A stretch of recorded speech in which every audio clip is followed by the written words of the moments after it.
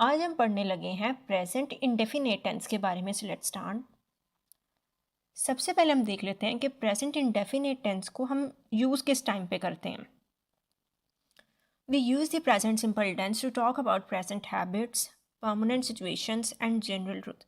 हम present indefinite tense को इस्तेमाल करते हैं जब हमने अपनी कोई हैबिट बतानी होती है, कोई ऐसी सिचुएशन जो परमानेंट हो, हमेशा एक जैसी रहे, या जनरल ट्रूथ बताने के लिए हम इस्तेमाल करते हैं। जनरल ट्रूथ का मतलब यह है एक आम सच्चाई, जिस तरह दी अर्थ रिवॉल्व्स अराउंड द सन, ज़मीन सूरज के गिर्द घूमती है।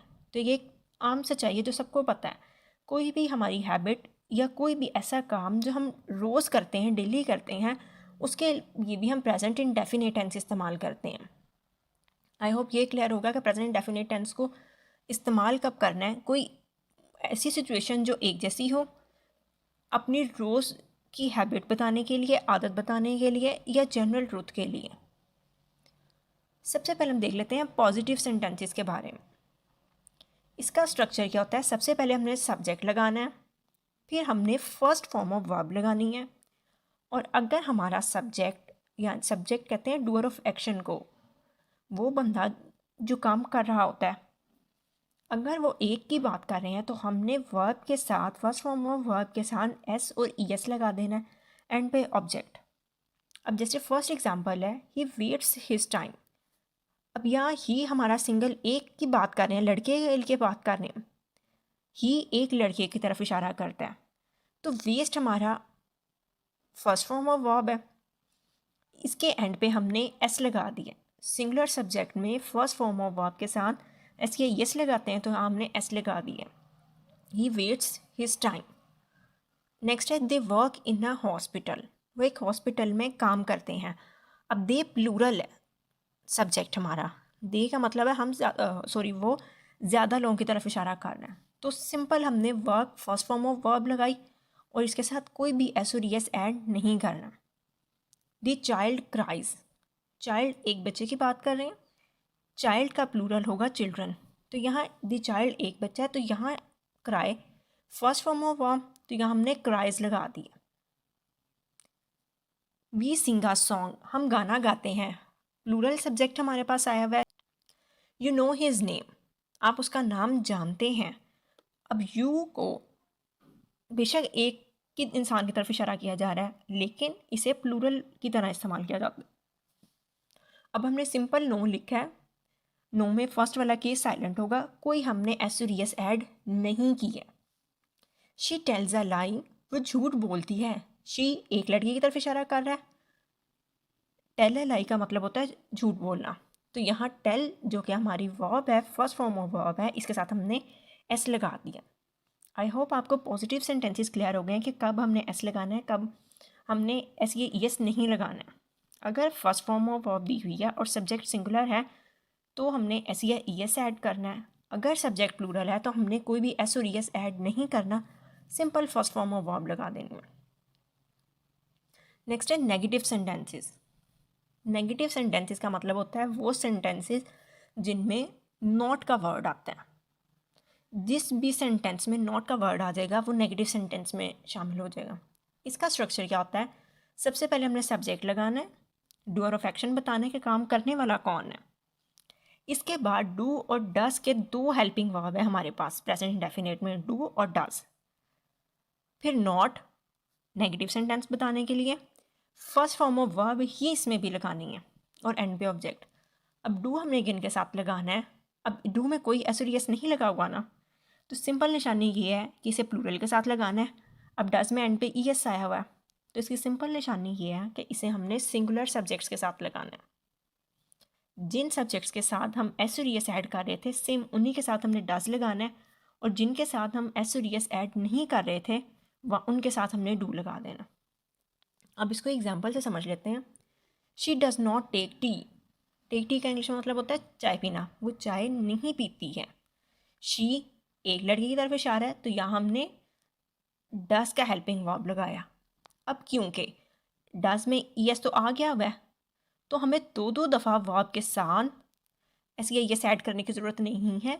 नेगेटिव में आपने simple first form of verb ही लगानी है, कोई एस और ई एस बार बार ऐड नहीं करना है। अभी हमने सिंपल टेक लिखा हुआ है, बेशक सब्जेक्ट हमारा शी एक लड़की की तरफ इशारा था, लेकिन हमने टेक्स नहीं लिखा, यहाँ टेक लिखा है। ये निशानी रख लें इसकी कि डज में ई एस ऑलरेडी आ गया। He does not eat an apple, he does not eat an apple. अब यहाँ पे या ही एक लड़के की तरफ इशारा कर रहा है, तो यहाँ डज का हेल्पिंग वर्ब लगाया। अब हमने यहाँ ईट लिखा है, ईट्स नहीं लिखा। ईट्स क्यों नहीं लिखा? क्योंकि डज में यस ऑलरेडी आ गया, बार बार हमने नहीं लगाना। जब ये निशानी रखेंगे तो याद भी रहेगा कब लगाना है, कहीं कब नहीं लगाना। I do not tell a lie, मैं झूठ नहीं बोलता हूँ या बोलती हूँ। आई, अब यहाँ कंफ्यूज नहीं होना है कि आई एक इंसान की बात की जा रही है तो ये सिंगुलर में नहीं है। इसमें आपने आई को प्लूरल की तरह ही डील करना। आई के साथ हमेशा डू का हेल्पिंग वर्ब आता है। I do not tell a lie. You do not wash your clothes. अब यू को हमने प्लूरल की तरह रखा है, डू का हेल्पिंग वर्ब लगाया। पॉजिटिव सेंटेंसेस में भी जहाँ यू आ रहा था हम वहाँ पे एस और यस नहीं लगा रहे थे, तो यहाँ पे हमने डू का हेल्पिंग वर्ब लगाया। और wash first form of verb लिखी है, कोई एस या ई एस ऐड नहीं किया। They do not sing a song, वो गाना नहीं गाते हैं। दे ज़्यादा लोगों की बात कर रहे हैं तो हमने डू का हेल्पिंग वर्ब लगाया। इसके बाद सिंग लिखा है, गाना गाना, कोई हमने एस या ई एस ऐड नहीं किया। We do not paint a wall, हम दीवार को कलर नहीं करते हैं, पेंट नहीं करते हैं। वी ज़्यादा लोगों की तरफ इशारा किया जा रहा है तो इसलिए हमने डू का हेल्पिंग वर्ब लगाया। और पेंट लिखा है, कोई एस या ई एस ऐड नहीं किया। उर्दू में इसकी निशानी ये होती है कि हर सेंटेंस के एंड पे ता है, ती है या ते हैं आ रहा होता है। अब जितने भी हमने इनको उर्दू में ट्रांसलेट किया है तो सबके एंड पे ता है, ती है या ते हैं का वर्ड आया हुआ।